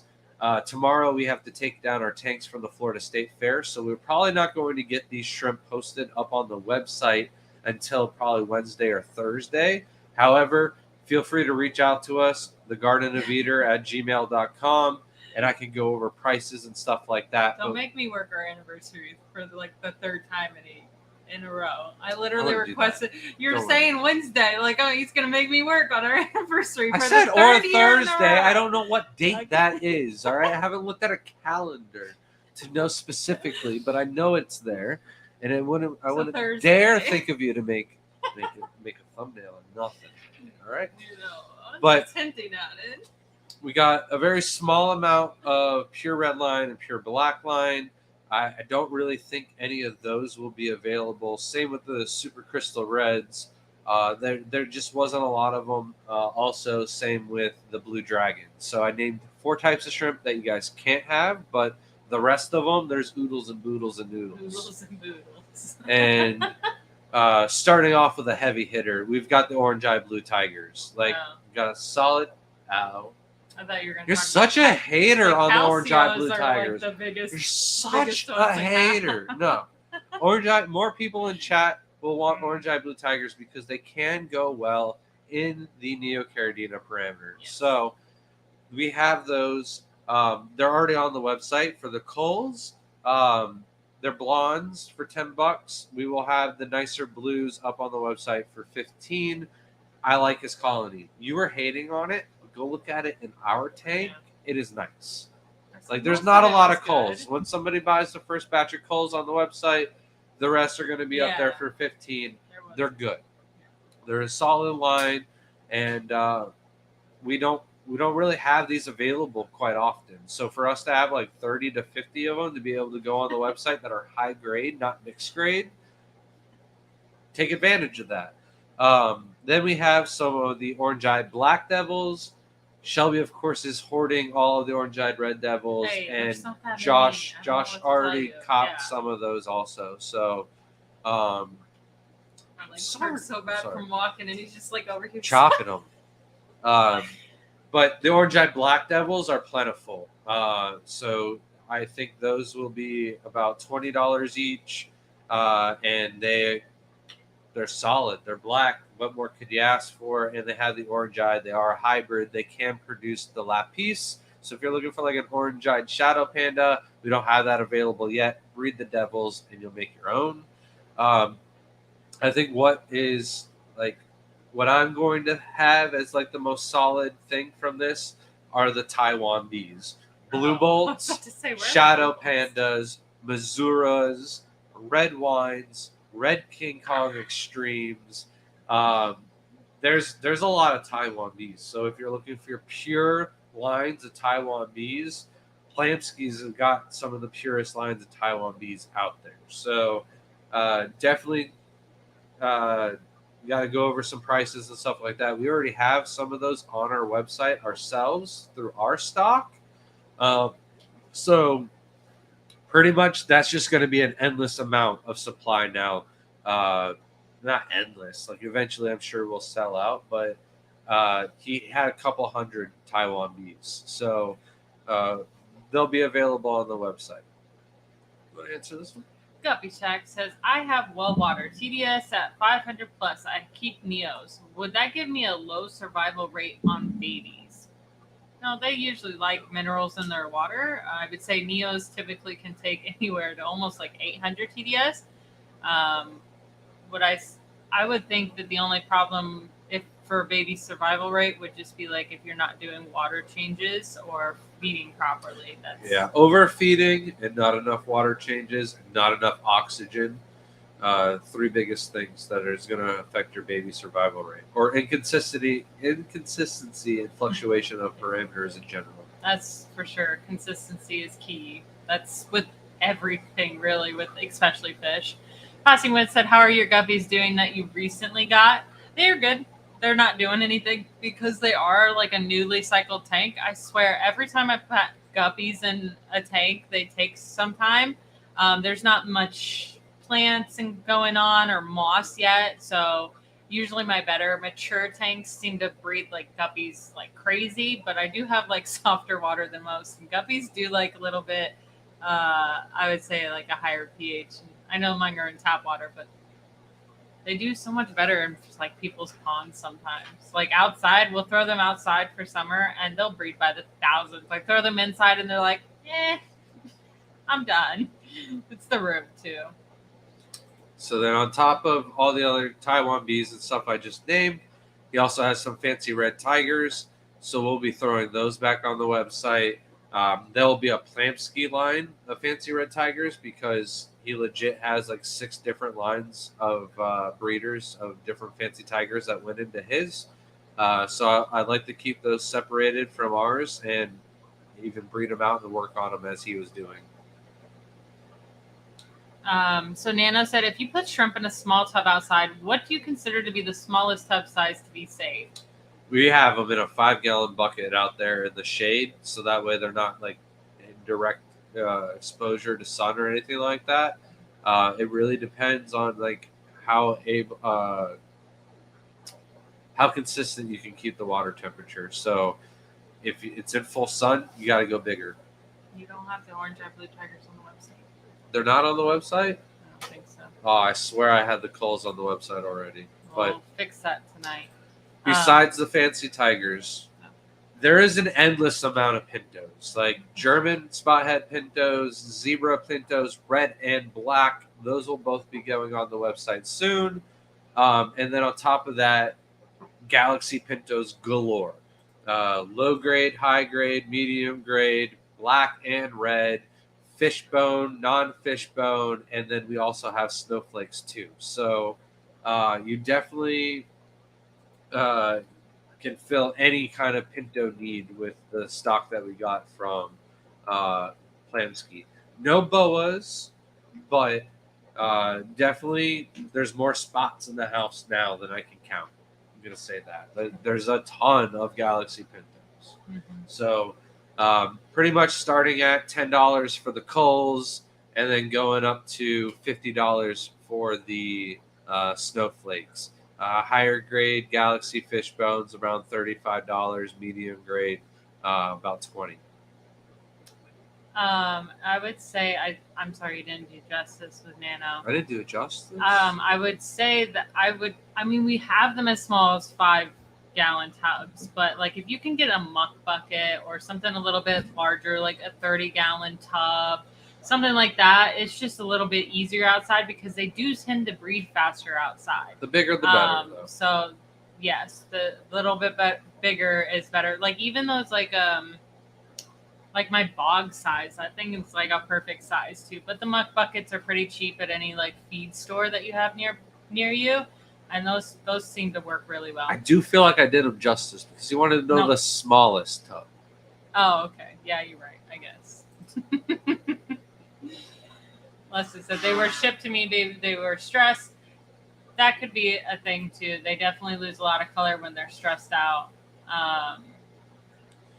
But after like a week, though, they should show all their true colors, unless the parameters were still really badly off. So if you check the parameters on our website, under the description of the Neocaridina, has them all listed, and as long as you're within that range, it shouldn't be stressed out. Marco said, I want to put an order of shrimp, but I'm scared too. Is it because you're scared of your water parameters, or are you scared of the shipping? We do offer 100% live arrival guarantee. We just ask that you provide the picture of any DOA within 1 hour of delivery. We had our first DOA reported of the year, but the person didn't even get back to us like the next day after they were shipped. So it's not that we don't trust you. It's just we don't trust anybody. So you need that picture within the first hour, or else like our DOA policy doesn't work. If you're not able to receive them, or you're not home, you can have them held for pickup at the post office. And as long as they're at the post office, we will honor that DOA policy. We're not going to honor the DOA policy if they're sitting on your porch for an entire day, though. Bugsy said, if I were to get a small RO system for the shrimp room, which one should I go with? It depends on what the TDS is of your tap water. If you have really high TDS, you're going to want to invest in a little bit nicer of a TDS unit. But most beginner breeders can find a 50 gallon per day, like 3-stage or 5-stage unit. A 50-stage unit would be beast. I couldn't imagine that, but yeah, no, like you can get like maybe not $50 anymore, but 50 gallon per day, maybe for like $100. You don't need something that beefy. It's just gonna take slower for you to get the water. So have a big old trash can to store your water in. Marco said, if I put any discount code, can't place the order till Friday. So if you're a member, we do offer a 10% off code to our website for anybody that is a member on our YouTube. Coro says, no, I mean dish scrubbies. They come in a 5-pack at the Dollar Tree compared to one loofah at Dollar Tree. Like mesh that's tied in knots. It's not the fine as mesh as loofah, but it's cheaper. I think I've seen that. I think the loofahs you get more than the dish scrubbies. I think we did use 2 dish scrubbies not that long ago. We just didn't get that much mesh out of them. Yeah. The loofah is so like compacted that when you cut it open, I mean, it's huge. I think maybe before the Bloody Mary video, we do a new how to ship your shrimp. Yeah, and we break one of those out and cut it brand new.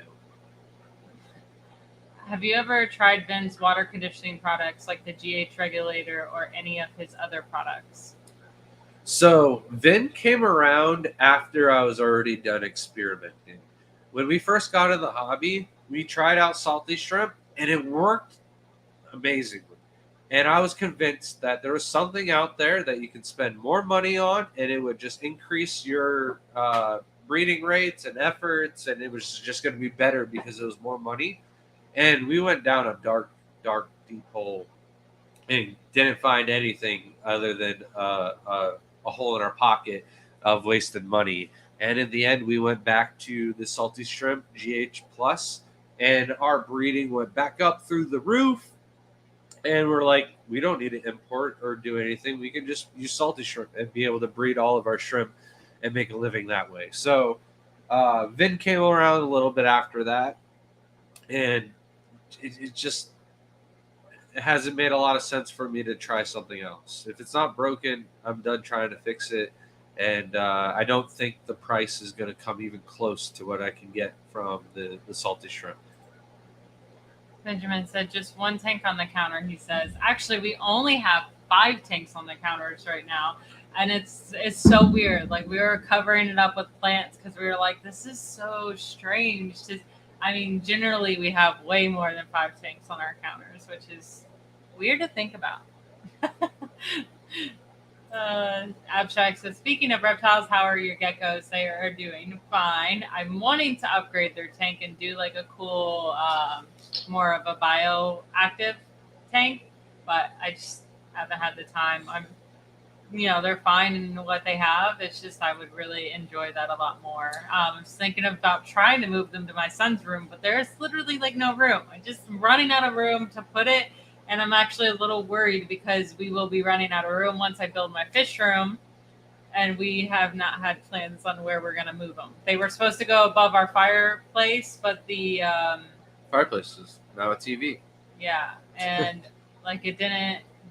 The stands we had to get for the fireplace were supposed to be the right size for 20 gallons, but they're not. They would not be able to hold a 20-gallon tank. They're just not sturdy. They could go up there. They're just not sturdy. Yeah, and it just wouldn't be good. So we also forgot something tonight. The amount of current watching viewers dropped, but for the 76 of you that are still here through this like pathetic performance that we were trying to put on tonight, you guys are the true ones, and we got a little giveaway for you guys because this was already planned. We hit 8K subs. Oh. We're not doing a huge giveaway for every 1,000 subs. It's kind of like snowballing a little bit for us. If everything keeps on going the way it's going, we might hit 10K by the end of the month. So when we do hit 10K, we are definitely going to do a massive giveaway. But for 8 and 9K, let's just give away some Sam Scale prints. And if it all goes well, we can give away some next week too. Sam did give us some prints to give away. So thank you, Sam. Go check out some of Sam's videos if you're not familiar with Sam. He does artwork, but he's also a little bit of a traveler. And he gets around and has a lot of interesting and cool videos of different aquariums and setups and stuff like that all the time. So never a dull moment with Sam, but hashtag scales. That's down at the bottom. It announces it. So well, those there might be people that are listening instead of So it's hashtag scales. SCALZ. KJE said shrimp make money. Be real. So we were very close to Shelby quitting her job and both of us being full-time, but then the insurance company wanted to raise our rates by $300, and then they wanted to raise it by another $200 because they didn't want to insure us and we had to go with a different company. So we're now having to figure out a way to make up an extra $500 a month on top of everything else going up in price. And it's not that we want to raise the prices of our shrimp, but like it's becoming like something where we're going to have to, I think. And I think other people are going to match it. And talking with Nick while he was here, it's really just the breeders, like the people who produce the bread and butter for the hobby that are getting shorted right now with the economy going the way it is. Inflation is raising the price of everything except for the ground, the farm work. So eventually those prices are going to have to go up. Right now, the sale on our website, a lot of the shrimp, some of the stuff is marked down pretty cheap, almost as close to our Black Friday sales as they get. But it's also free shipping on orders over $100 right now, and that's going to go back up to $150. And then it's also everything's buy 10 get 3 free. So whether you're buying off the website or you want to place an order in through Plamski or something like that, right now is a great time to purchase your shrimp because the sale ends tomorrow. So it's your last chance to get in on that. But yeah, if we had more of a production, if we had more money to put down on the shrimp and like actually get a huge breeding facility, we'd probably be able to supply Petco's and stuff like that with homebred quality raised shrimp. But we're coming from A quarter nothing, acre property with 1,100 square foot Yeah. and only 420 tanks in the house. So we could be making money if we actually have. But the problem is, a lot of times you have to have money to make money more. Yeah. So, but that's why we have Shelby as the breadwinner. She makes all the money, she pays the bills, and then a lot of the money that we make in the hobby, we just dump back into the hobby. And it's not really a hobby at this point, but it is not making us oodles and boodles of money, but we do average 50 aquariums being set up every year, and that's not cheap. Sheriff Son says, do you feed the Oscars coals? How big are they now? So those Oscars would be 14 years old now, 15 because I got them before you. They are long gone.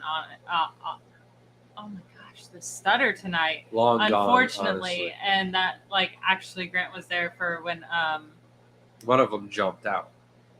I cried so and bad. it jumped out at 2 o'clock in the morning, and that was not a pleasant experience at all because every not 15 seconds, but not even 15 minutes, but it was like 3 to 5 minutes, the Oscar would freak out and make a vibrating noise on the wall behind our bed in our bedroom. So I'm thinking the whisper pump keeps going over to the side of the wall and hits the wall and then shifts over it. So I'm in the middle of the night watching this thing and it's not moving. So I walk away and then and I'm like, what is making this noise? I check other pumps, I check other things, and I never figured it out until the next morning when there's no Oscar in the tank and he was behind the tank. And if it wasn't 2 o'clock in the morning, he had a lid on it. This massive Oscar jumped out of the smallest little part where the hang on the back filter, because it was the Aqueon 55-gallon tank setup. So it had the lid, and you just cut out or break that little piece off for the hang on the back. He jumped out through that little gap. And if it wasn't 2 o'clock in the morning, I might have been smart enough to figure out that it was the Oscar making the noise. But I also thought the Oscar was still in the tank. Yeah. So it's not something you you just think it's. I didn't think it was a possibility. I haven't had an Oscar since then because I'm still upset about it. I really am. I just don't want to. I just love those fish so much, and then if something happens to them, it just kills me. I like puppy dogs of the hobby. Mm-hmm. Koi fish too, but yeah. The koi fish are hilarious to me, but they look like they're saying "mom" to me when they're outside because their mouth's open to that perfect O, and they're trying to get the food from you. It just looks like they're like, "Mom, mom, mom, mom, mom, feed me, mom, mom." In my takes, it says the worst for the wrong colored one to be male or female. So a male can tag multiple females. Well, a female, you could just scoop her out if she's buried by one wrong one. But yeah, I would say the male would be a problem because he could just go in and impregnate 10, 15 females in one night. And that's no joke. So males would be a problem. And then... But it really doesn't matter, male or female. They both pass down the genetics evenly. Yeah, but a male will do it faster. Yeah. For sure. Yeah. A female can't get pregnant twice. I mean, she probably could hold eggs, but... I think it was a question that I was trying to figure out which one passes down the genetics more. But it's both equally. Abstract says, I have a 90-gallon that fish are aging out. What shrimp you recommend? Raccoons? Oh, that would be so cool. Raccoons would be a good one, or Stardust. Tangerines would be fine too, but raccoons and Stardust like a dirty tank. Yeah. They just like one there's just filth all over the place, and they just constantly picking out of it. I don't think they're eating the mulm. I just think they're eating the little tiny microorganisms that thrive in those kind of settings. You and that mulm. Makes sense. What was your favorite fair food? Definitely the jumbo pretzels. Yes, I never get sick from those. It was the other food that I attempted to try this year, but we have this. They home make their pretzels and donuts, and I had a can't do donut this. too, but I the can't do pretzel's the better. sugar. I only had one bite of it, and I was like, I'm done. I can't do sugar. But that pretzel is to die It for. would have been the rolled ice cream, but no, they didn't go there this year. I know. I can't believe that. And then I the did homemade put ice cream the- place that was there, they just didn't have any good flavors. I did put the orange eye blue tiger coals back on the website, so those are ready. We don't have a thing to put orange eye blue tigers on yet, so our email is all one word for sure. The orange eyed low grades are on the website. Yes, I put those on immediately. Sibley said, "How do I make a discount code if I wanted to make a purchase?" Email us at thegardenofeater@gmail.com and we will send you the discount code. Yeah.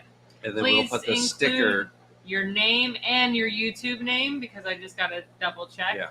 Because a lot of people do get confused when we're doing the live streams and think that we just offer a discount code to everybody. So it's just easier to make sure. So J-Dub said, did you say orange eye blue tigers can survive neoparameters similar to tangerine tigers?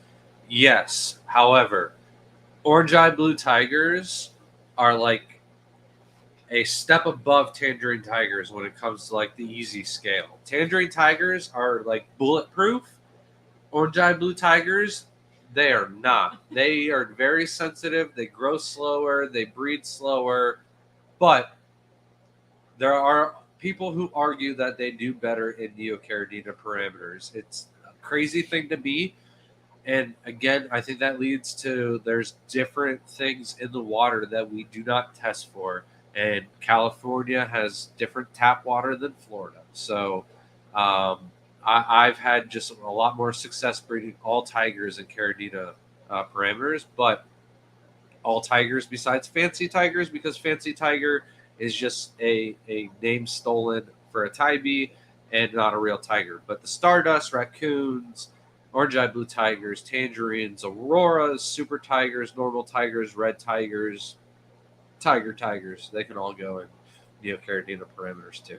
And then to add to that, Scotty asked, can they go with tangerine tigers? Can orange eye blue tigers go with tangerine tigers? They can, but they could also crossbreed. Well, they will crossbreed, and then you don't get anything nice that's like from those originally. You could try to make your own orange eye blue tigers, but like it's a hard task to accomplish. You good there? Yeah, the cramp. It was so weird. And Marco said my post office is a bunch of numbnuts. Yeah, that could be a little scary trying to get shrimp from them. That's true. You could always hold for pickup. So maybe if your delivery driver's the problem, it's a bunch of, or the office in general could be a problem. Yeah, it's not your responsibility. So that guy is going to drop off the box at your door, and when he scans that, you have an hour to show me whether or not the shrimp made it. But like, yes, we do. Your post office isn't the only one that's like that. They're all over the place, and we have less than 1% DOA. So we do use USPS, and we've had the most success using them. FedEx has been a joke. Like I hate when somebody tries to get us to do FedEx. USPS has been hands down the best. UPS for overnight isn't that bad, but USPS overnight costs more money, so that's why we use UPS to save money for the customer. And we haven't had any issues, but like FedEx tried to like burn and incinerate like 30 boxes of our shrimp that we sent out one time because ShipStation changed companies and the labels were voided for a little bit. And like, yeah, it was almost a disaster until you've got me going, you're gonna kill endangered shrimp, and you're gonna be responsible for a worldwide epidemic murder. Then yeah, somebody very quickly stopped those from going into the furnace. Bugsy said, I have asked this before, but it's really bugging me. I have a tank with pandas and blue steels and one boa, I'm assuming, Cole, They ended up mixed in a tank because I had a tank crash. What would you do with these?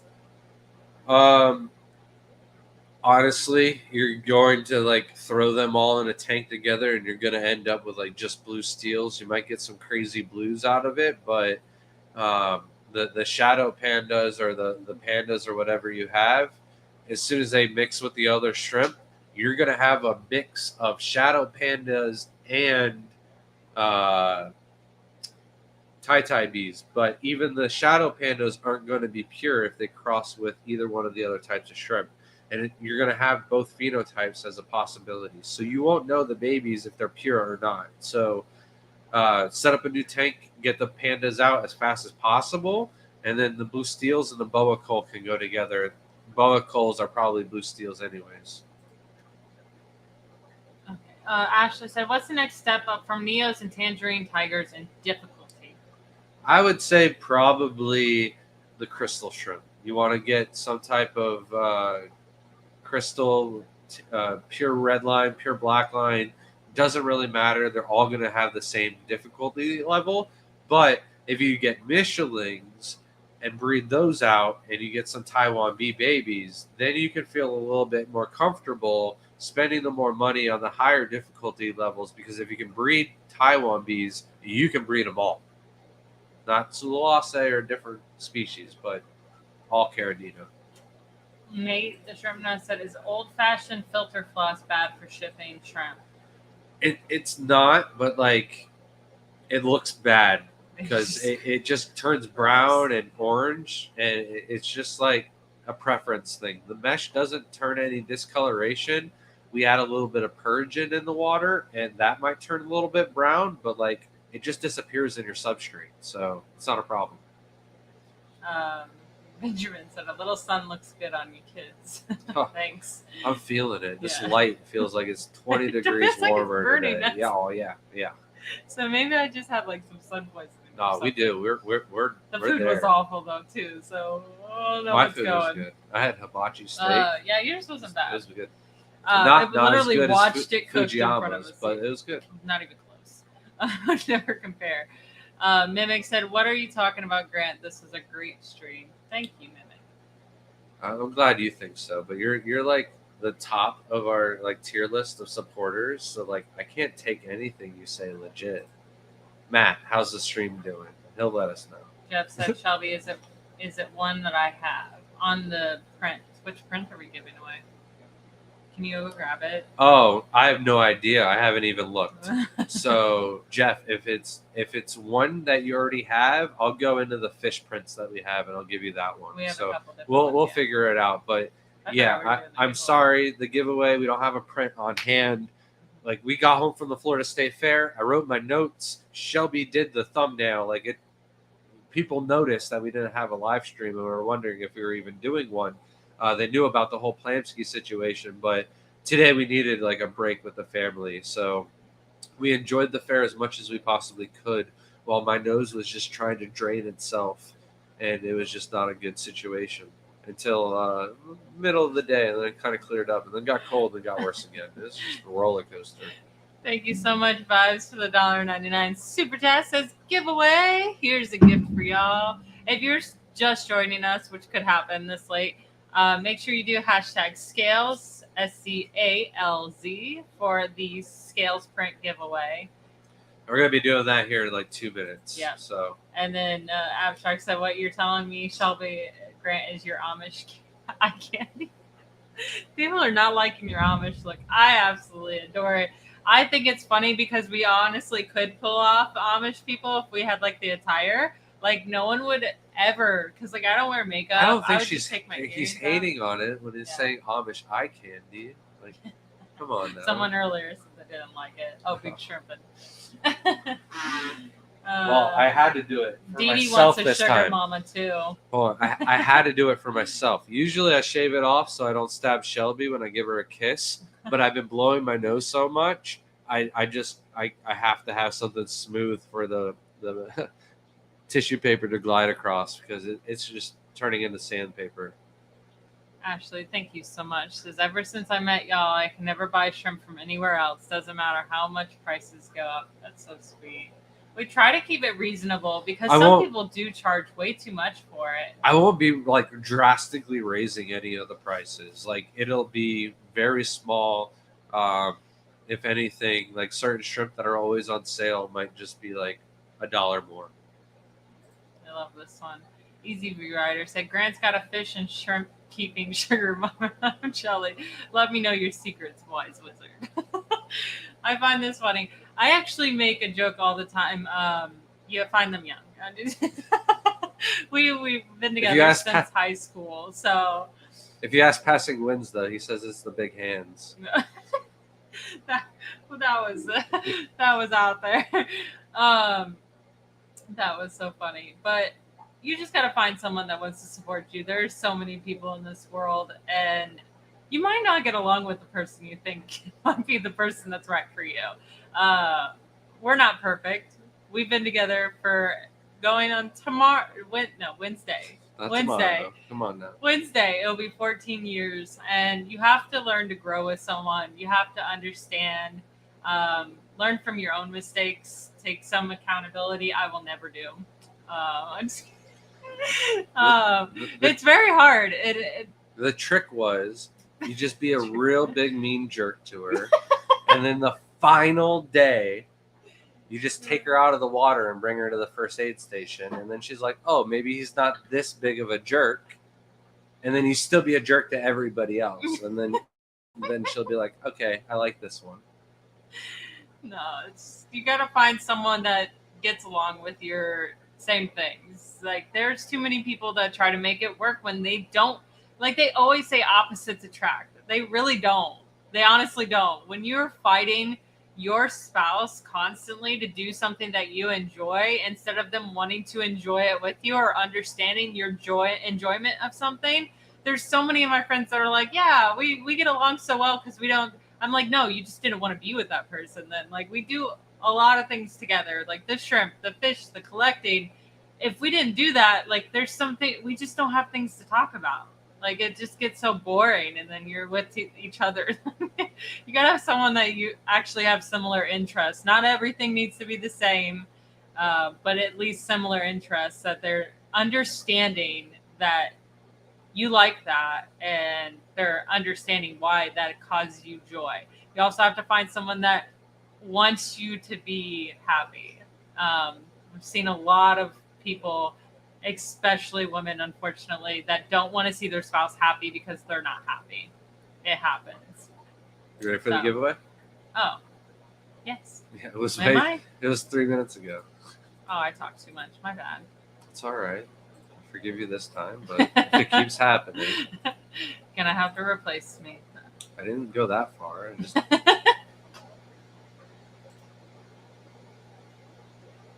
All right. It's so We quiet. got Sorry.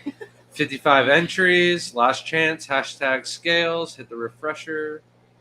I want to do this one. Does this one work? 57 Yes. entries. All right. Send it.